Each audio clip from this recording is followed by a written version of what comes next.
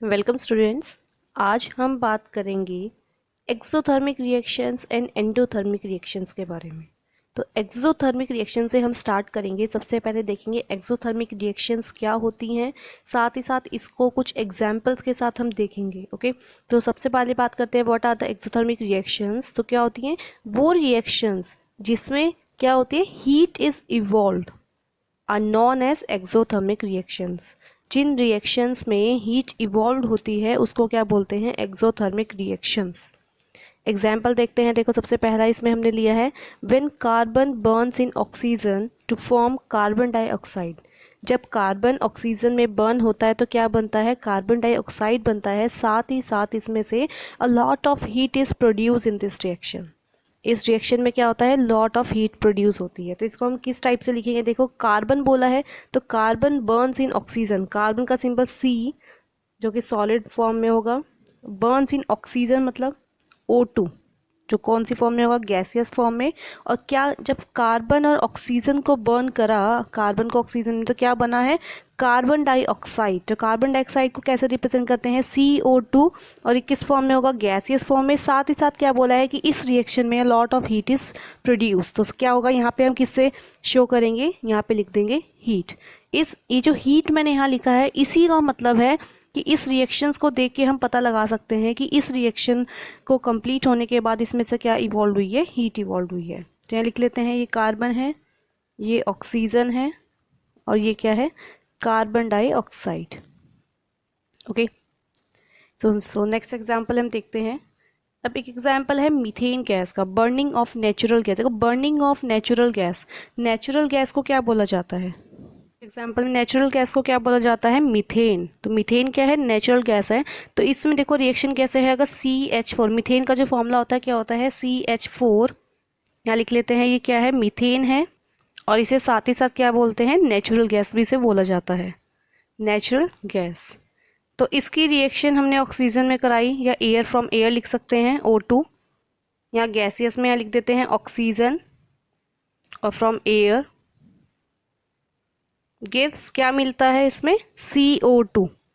सबसे पहले इसमें क्या निकलता है, CO2 मीन्स कार्बन डाइऑक्साइड, और जो कौन सी फॉर्म में होगी, गैसियस में, सॉलिड में, गैसियस स्टेट में होगी, प्लस H2O मतलब वाटर, वेपर की फॉर्म में, और साथ ही साथ वाटर निकलेगा, और क्या निकलेगा इसमें से हीट। तो जो लास्ट में जो प्रोडक्ट साइड में जो हीट शो हो रहा है, इसी का मतलब क्या है कि ये जो रिएक्शन है कैसी रिएक्शन है, एक्सोथर्मिक रिएक्शन है। कैसी है, एक्सोथर्मिक रिएक्शन। तो क्या हुआ इसमें देखो CH4 मतलब, और इसको हम बैलेंस जब करेंगे, बैलेंसिंग करने के बाद यहाँ पे क्या लग जाएगा 2O2, ये बैलेंसिंग के बाद है, और यहाँ पे 2H2O। तो इस रिएक्शन को दोबारा देखते हैं। देखो मीथेन प्लस ऑक्सीजन, और क्या मिला है carbon dioxide, water and heat. So ये रिएक्शन कैसी है, एक्सोथर्मिक रिएक्शन। तो एक लाइन में हम लिख सकते हैं कि the burning of natural gas, अभी नेचुरल गैस ही तो बर्न हो रही है methane, the burning of natural gas is an exothermic reaction. तो इसमें हमने एक्सोथर्मिक रिएक्शन के 2 एग्जांपल्स देखे।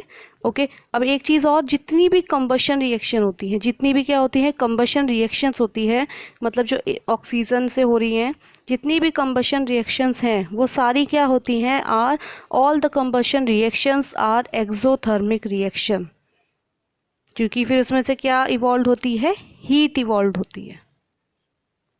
तो एक्सोथर्मिक हमने पढ़ लिया है। अब हम देखते हैं एंडोथर्मिक रिएक्शंस। तो एंडोथर्मिक रिएक्शंस क्या होती हैं, वो रिएक्शंस होती हैं जिसमें हीट क्या होती है, absorbed. Those reactions in which heat is absorbed are known as endothermic reactions। और एक्सोथर्मिक में क्या होता था, वो रिएक्शन जिसमें हीट क्या होती थी, इवॉल्व होती थी। तो ये डिफरेंस है, एक्सो मीन्स इवॉल्व्ड, हीट क्या हो रही है, इवॉल्व हो रही है, और endo means heat is absorbed. Okay ये छोटा सा डिफरेंस है इसमें। बाकी और एक चीज़ और, जैसे हम एक्सोथर्मिक हमने पढ़ा था, उसमें जो हीट को जो हम शो करते थे वो किस साइड होता था, वो प्रोडक्ट साइड होता था, क्योंकि उसमें से इवॉल्व हो रही है, इवोल्यूशन हो रहा है हीट का। लेकिन एंडोथर्मिक में क्या हो रही है, हीट इज़ एब्जॉर्ब्ड। तो इसमें जो हीट को लिखा जाएगा वो किस साइड लिखा जाएगा, रिएक्टेंट साइड लिखा जाएगा, क्योंकि इसमें हीट एब्जॉर्ब हो रही है, देन उसके बाद हमारा प्रोडक्ट फॉर्म होगा। तो एग्जाम्पल देख लेते हैं इसमें। सबसे पहले एग्जाम्पल नाइट्रोजन के साथ लेते हैं। नाइट्रोजन मीन्स N2, साथ साथ लिखते चलते हैं कि N2 मीन्स नाइट्रोजन। और किससे हमने कराई है इसकी, O2 से रिएक्ट। नाइट्रोजन को किससे कराया है, O2 मीन्स ऑक्सीजन से। और साथ ही साथ हीट एब्जॉर्ब होगी, तो हीट गिव्स, क्या बनेगा, नाइट्रोजन प्लस O2, और हीट यहाँ बनेगा 2NO। 2NO का मतलब क्या है यहाँ पे, नाइट्रोजन, ये 2 बैलेंसिंग करके लगा है, नाइट्रोजन मोनो ऑक्साइड।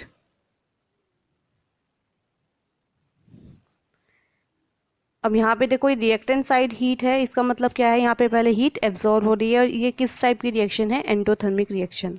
एक और एग्जांपल देख लेते हैं कैल्शियम कार्बोनेट का। कैल्शियम कार्बोनेट में क्या है, देखो कैल्शियम कार्बोनेट का फॉर्मूला होता है CaCO3। CaCO3 सॉलिड फॉर्म में है ये कैल्शियम कार्बोनेट। आपको फॉर्मूले लर्न होने चाहिए, केमिस्ट्री में फॉर्मूले बहुत इंपॉर्टेंट होते हैं। कैल्शियम कार्बोनेट को क्या करा, हीट करा, इसने हीट एब्जॉर्ब करी, और साथ ही साथ क्या बनेगा इसमें, CaO सॉलिड फॉर्म। अब CaO क्या है, calcium oxide. Calcium oxide plus साथ ही साथ क्या बनेगा, CO2। CO2 क्या है, कार्बन डाइऑक्साइड।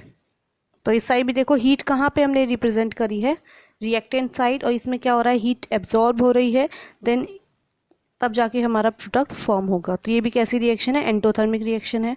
अब एक्सोथर्मिक में क्या पढ़ा था, जितनी भी कंबशन रिएक्शंस होती हैं वो सारी कैसी होती है, एक्सोथर्मिक। लेकिन इसमें क्या है, जितनी भी डिकम्पोजिशन रिएक्शन होती है, डिकम्पोजिशन, डिकम्पोज का मतलब क्या होता है, टूटना। जितनी भी डिकम्पोजिशन जो रिएक्शंस होती हैं वो कैसी होती है, एंडोथर्मिक रिएक्शंस होती हैं।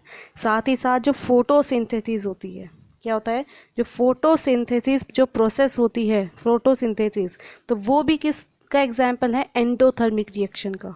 क्योंकि फोटोसिंथेसिस प्रोसेस के लिए भी हमें क्या, हीट चाहिए होती है हमें उसके लिए भी, और वो हीट हमें कहाँ से मिलती है, सनलाइट से। तो फोटोसिंथेसिस जो प्रोसेस होती है वो भी एंडोथर्मिक रिएक्शंस का ही एग्जाम्पल है एक। तो इस वीडियो में हमने क्या पढ़ा है, एक्सोथर्मिक रिएक्शंस क्या होती हैं, एंडोथर्मिक रिएक्शंस क्या होती हैं, साथ ही साथ उसके कुछ एग्जाम्पल्स।